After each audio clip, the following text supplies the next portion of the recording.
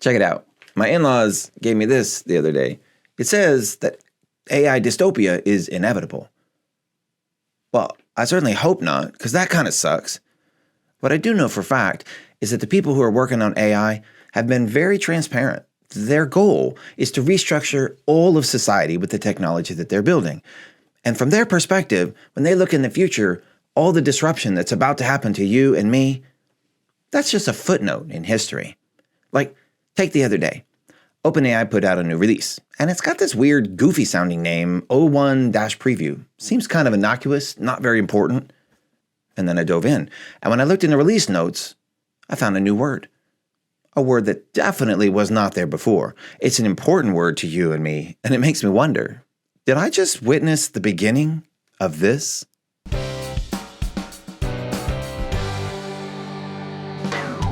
All right, I'll explain what's going on in this video later. For now, just kind of enjoy it as I share a story. I want to go back in time, about 2 years ago.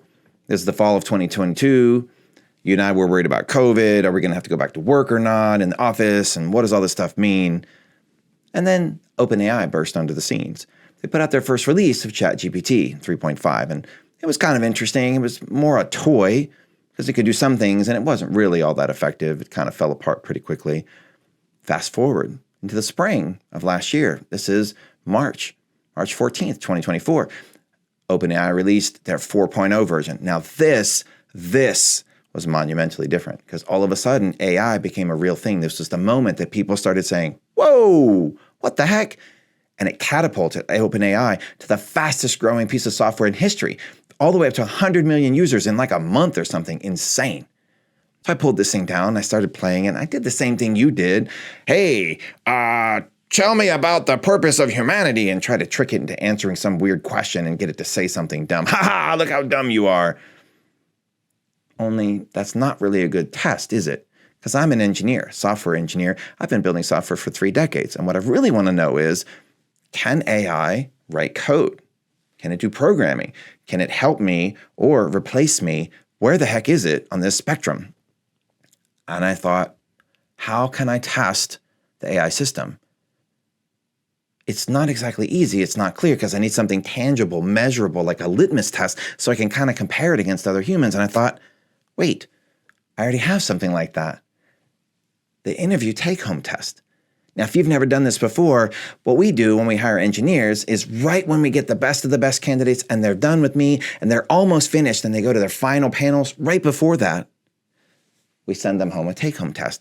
It's a small little project and we ask them to build it over the weekends, and it's just enough. It takes just enough effort that kind of proves that they know how to build a game, that they can write the code, and they can build something for us and ship it back to us.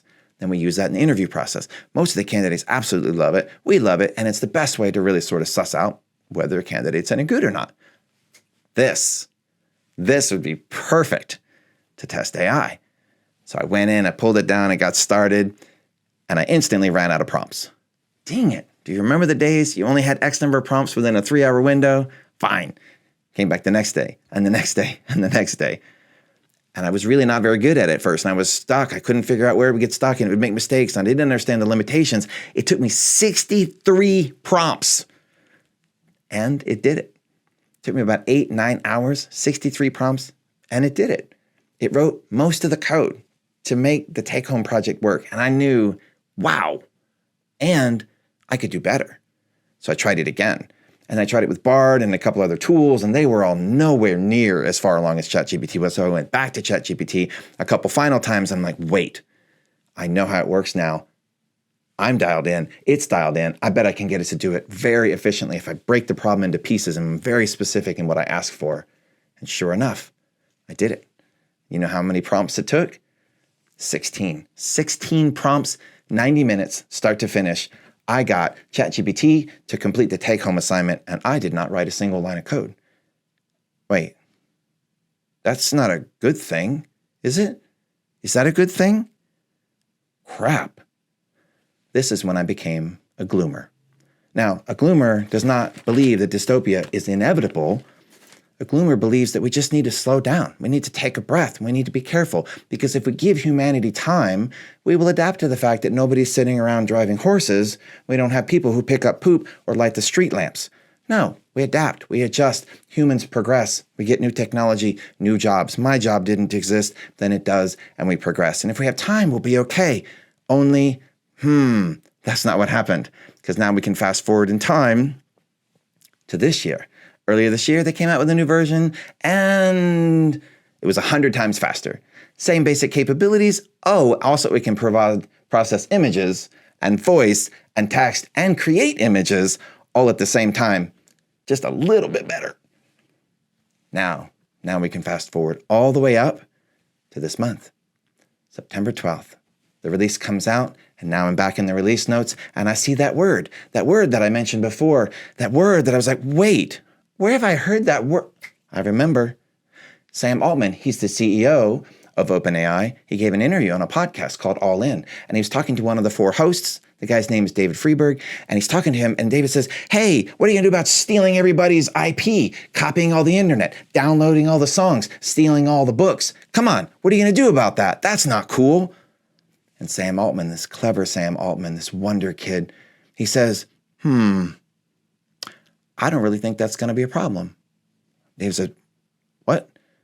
Well, what if, this is Sam, what if we could build an AI that could kind of work its way through it? You know, you'd give it some foundational information and some basic stuff about humanity, and then it would be able to evolve and reason. There was the word, reason its way through all of these problems and slowly be able to figure things out and reason its way through that and reason its way through that.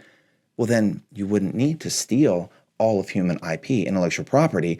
No, because it could give it information about Taylor Swift, and then it could tell her about her life and the kind of music that she likes and stuff. And then it could probably create music that sounded very similar to Taylor Swift without ever hearing her sing a note. How can you not realize how awful that is? Sure, it's probably going to do amazing things, and also, no. At the same time, I thought, I don't know, maybe this is the future. Maybe Sam Altman is talking about what might come to be, what's in the distant future, and something that I don't really have to worry about. So I don't know. I forgot about it for a while until now I'm reading that article, and it's the release notes. And you know what's in there?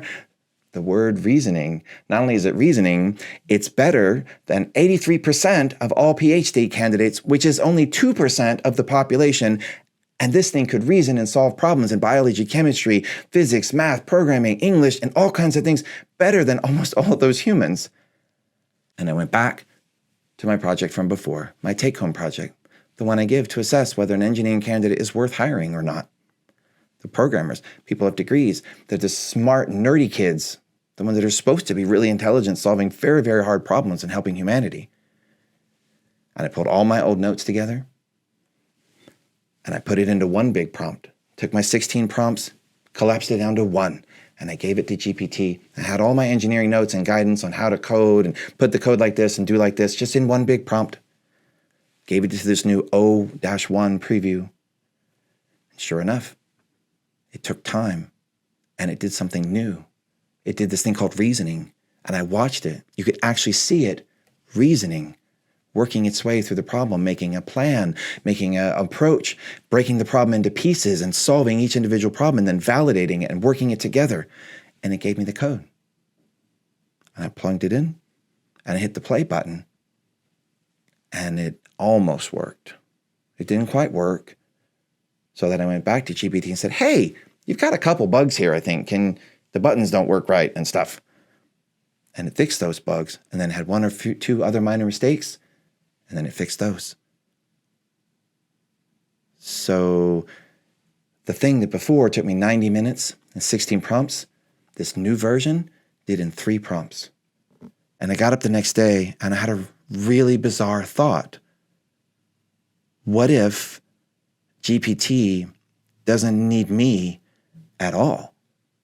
What if it doesn't need any of my engineering experience, any of the decades of knowledge that I've invested in my life to become a programmer? What if I just give it the assignment? And now I'm going to skip forward to the video you're watching. Because of course, I don't want to show you a video of our actual take-home project. So I invented this new game. It's goofy. It's a little card game. The one that you play as a kid. It's the game War, highest card wins kind of thing. And I opened up GPT, as you can see.